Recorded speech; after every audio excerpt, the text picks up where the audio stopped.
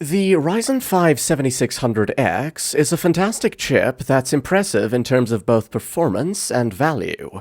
While the 9600X has succeeded, the 7600X is surprisingly close in performance to the newer chip. It can also be found for a cheaper price these days. The 6 cores and 12 threads running at a 5.3 GHz boost clock are an excellent starting point for a value high-performance PC. Keeping that in mind, I'll be extracting the full potential of this chip in today's video. I'll be presenting a value-focused build, optimized for performance, a budget build that won't break the bank, and even a mini ITX one if you're a fan of small form-factor PCs. The idea here is to put together the best configurations for each budget. The first value-focused build has a strong mix of components for high refresh rate 1440p gaming. Next, the budget build will focus on 1080p with high frame rates, and finally, the mini ITX build will be a bit more powerful than the other two, but in a smaller form factor. All the PC parts mentioned and all prices are in the description. Let's crack on first with the best overall value build. The newer Ryzen 9000 Zen 5 CPUs from AMD aren't that big of an upgrade in gaming performance over the 7000 series. While the newer chips are better at productivity and efficiency, most gamers will find more value in the cheaper Zen 4 chips. This is exactly why the Ryzen 5 7600X is such a good choice for a gaming PC that's focused on performance and value. This chip is efficient, features plenty of cores for gaming, and isn't bad at general productivity either. To maximize its potential, the first task was to scout for a strong motherboard. In the end, I chose the MSI B650 Gaming Plus Wi-Fi. While the newer X870 and X870E motherboards are more impressive and feature extra PCIe 5.0 lanes, most people won't need them if they care about gaming and traditional usage. The MSI B650 Gaming Plus has everything you need: 2 PCIe Gen 4 M2 slots, 2 PCIe by 16 Gen 4 slots for the graphics card, Wi-Fi 6E, and Bluetooth 5.2. It lacks RGB lighting, but it makes up for it with the cheap price. Instead of flashy aesthetics, MSI focused more on the power design. This is something I really appreciate, as the 12+2+1 power phase design can handle any AM5 CPU out there. The board also features plenty of USB 3.2 Gen 2 Type-C and a mix of USB 3.2 Gen 2 and Gen 1 Type-A ports. I found it ideal for this build, as it's affordable and doesn't sacrifice performance. For example, it supports DDR5 memory at 6400 megatransfers per second, which is the sweet spot for Ryzen 7000 CPUs, and a maximum memory capacity of 256 gigabytes. So, if you care about productivity, this board has the chops to handle it. Since I'm focusing more on value, I went for a simple 32GB DDR5 kit. I opted for the G.Skill Flare X5 32GB kit that clocks at 6000 megatransfers per second with a 30 CAS latency.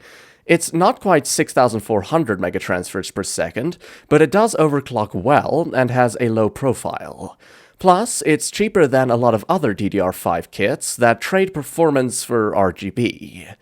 For storage, I went with the Western Digital SN850X, primarily because it's one of the best PCIe Gen 4 drives out there. It's consistent with its blazing fast read and write speeds, and you won't have to worry about storage with its 2TB capacity. Most importantly, it features 2GB of DDR4 cache memory, meaning it won't suffer from speed drops in random reads and writes. As for the cooler, I went with the Corsair iCUE H100X RGB Elite, as it's a good mix of aesthetics and performance. It's a 240mm AIO with two 120mm A RGB fans, and it's one of the quietest CPU coolers out there. This is one of the main reasons why I chose this one, as it never gets loud and provides ample cooling performance for the 7600X. Installation is easy, and the adjustable RGB effects are a great addition that adds some flair. For the graphics card, it was a bit of a tough choice. For a mid-range build, there are two great options, the NVIDIA RTX 4060 Ti and the AMD Radeon RX 7700 XT. NVIDIA's 4060 Ti excels in ray tracing and benefits from features like DLSS and NVENC. On the other hand, the RX 7700 XT has better rasterization performance. Ultimately, I decided to go with the 4060 Ti. While the 8GB of memory is a bit limiting, it's fast enough that the limited VRAM won't be a problem for a few years down the line. It can handle almost any game out there at 1080p with ease, even with ultra-high settings. For 1440p, you can expect high refresh rate gaming in competitive titles like Fortnite or CS2, with a mix of high and medium settings. Best of all, if a game does suffer from optimization, DLSS 3.5 is there to save the day. As for the specific variant, I chose the MSI VENTUS 3XOC edition. It's a triple fan card, meaning it has a beefy cooler and a robust design. It features a metal backplate, MSI's Torx fans, and a clean industrial design. The price is quite decent for a triple fan 4060 Ti, and there's not much more you could ask for. An important thing to note here is that this entire configuration is very power efficient. The 7600X only draws around 100 watts while gaming, and the 4060 Ti draws 150 watts on average while gaming at 1080p. As such, a 650 watt power supply is more than enough. And that's why I chose the Corsair RM650. This PSU is quiet, robust, and it's 80+ gold certified. It's a fully modular power supply that has little to no coil whine, and it's quite affordable.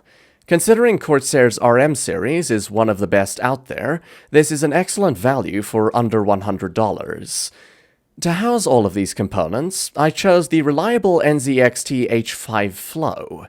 This case features mesh covers at the front and the top, so airflow is not an issue. It's a simple-looking case, but you can get it in white if you want a bit more flavor. The overall building experience is quite easy with it, and it supports up to 9 fans. Putting all of those components together, we have a very strong PC that's just under $1,300. It's worth noting that you can save even more money by going with a 1TB drive and an air cooler instead of the AIO. However, I wanted this build to be well-rounded from the get-go, which is why I chose these parts specifically. It's a great all-around build, and it's not too heavy on the wallet. Before we continue to the budget build, it would really help us continue making more videos if you support us by just hitting the like button and subscribing, or even with a comment so that I know if you like it or if there's something I can do to improve next time. I promise, it costs nothing, just a few seconds. So now, let's continue with the best budget PC build with the 7600X. While the 7600X is a great CPU for high-performance PCs, it's arguably an even better choice if you're on a tighter budget.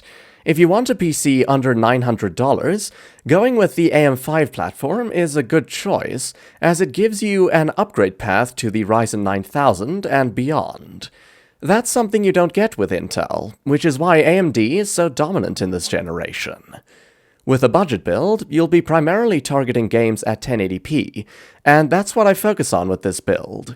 The 7600X is powerful enough that it won't be a bottleneck at this resolution, and the graphics card I suggest is quite the powerhouse for this resolution. We'll get to that later. Let's talk about the motherboard first. As this is a budget build, a micro ATX board would be a good option.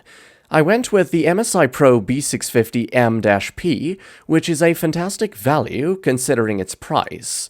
It doesn't look as premium as the more expensive full ATX B650 motherboards on the market, but that's to be expected. It supports DDR5 RAM memory at 7,200 megatransfers per second, and features 2 Gen 4 M2 slots, 1 PCIe Gen 4x16 slot, and 2.5 gigabit Ethernet. It has an 8-phase power delivery design, which is more than enough for the 7600X. There's no Wi-Fi or Bluetooth here, but MSI does sell a slightly more expensive version with those features if you need them. In the end, I mainly chose this board as it doesn't sacrifice performance. It has a no-nonsense design, support for fast DDR5 memory, Gen 4 storage, and capable power delivery. The savings this board provides can be added to a better monitor, some peripherals, or even towards some case fans. All around, it's a great choice when on a budget.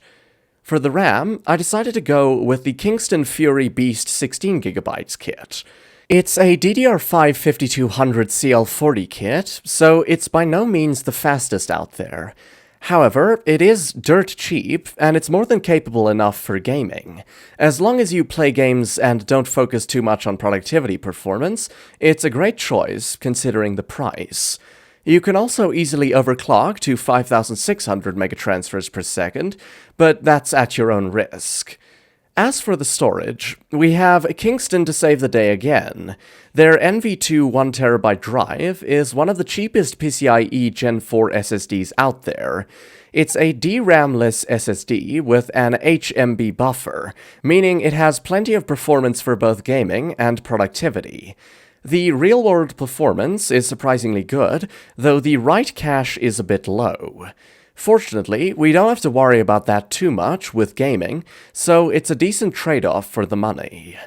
To cool the 7600X, I decided to go with the Thermalright Peerless Assassin 120.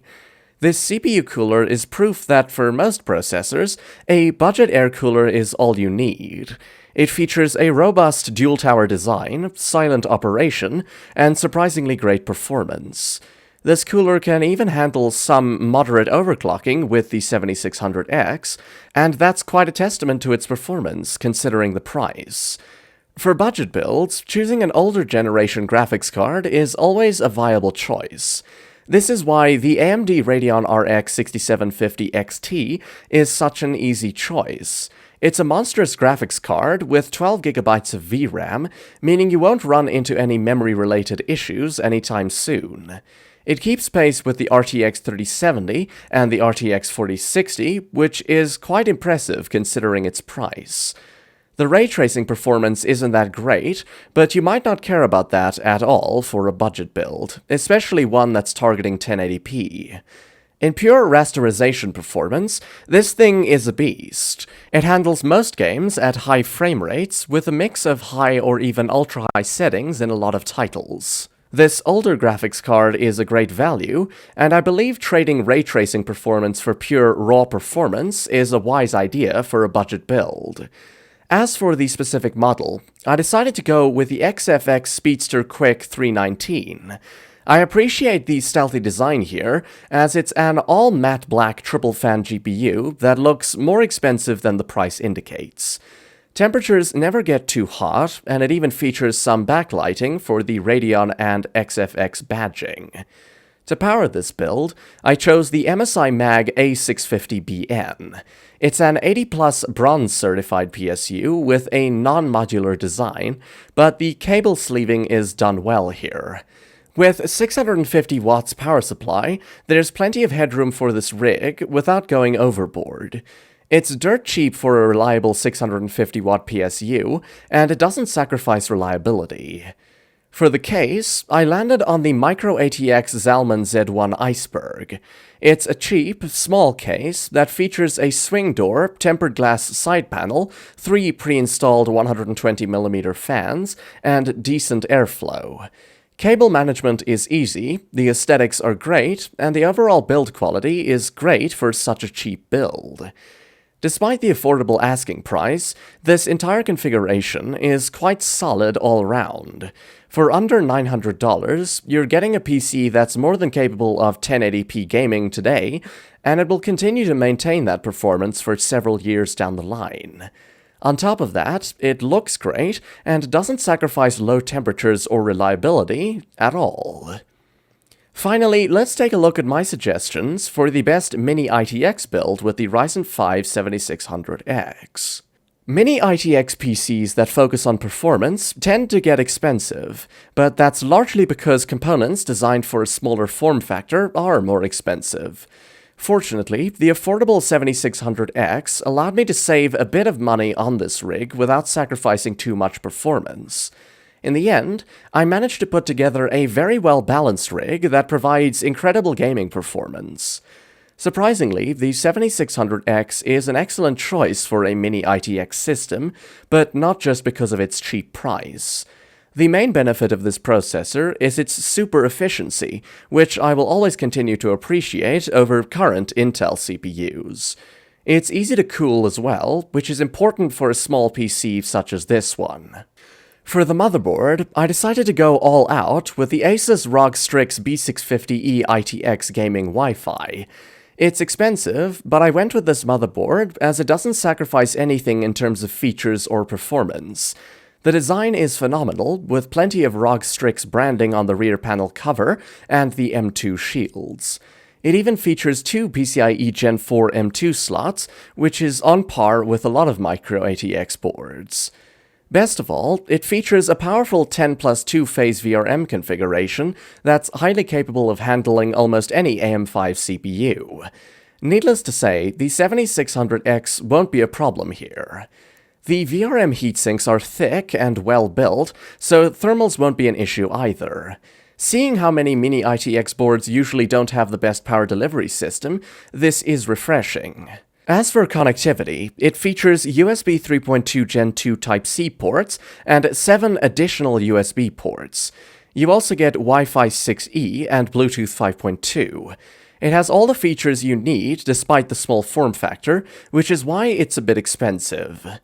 Additionally, it's a motherboard that'll be able to handle huge upgrades with ease too.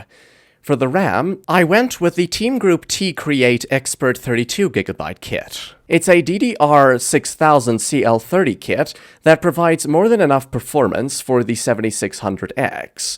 It lacks any RGB, but that's exactly why it's a bit cheaper than other modules out there. For a mini ITX PC, staying subtle is important, so this is a great fit for the overall theme. As for the storage, I decided to go with the Western Digital SN770 2TB drive. This one is a bit cheaper than Western Digital's SN850X, but it doesn't sacrifice much performance for gaming. It's fast, stays cool, and keeps load times low. The reason that it's cheaper than the SN850X is because of the lack of DRAM. However, the host memory buffer works well here for gaming, and it's a fair trade-off for the missing DRAM cache.